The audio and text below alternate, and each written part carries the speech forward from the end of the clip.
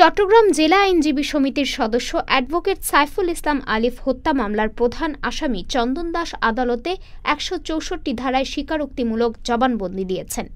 ৯ December Chittagong metropolitan magistrate কাজী শরীফুল ইসলামের নেতৃত্বে আদালতে জবানবন্দি দিয়েছেন তিনি।